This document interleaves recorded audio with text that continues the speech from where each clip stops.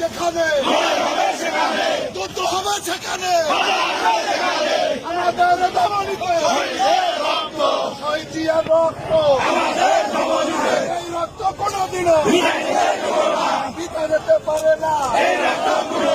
আমাদের ধমনীতে এই রক্ত কোনদিনও পরাজয় মানে না।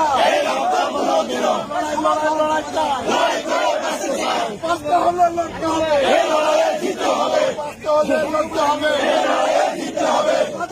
যেখানে যুদ্ধ হবে সেখানে, যুদ্ধ হবে সেখানে, লড়াই লড়াই লড়াই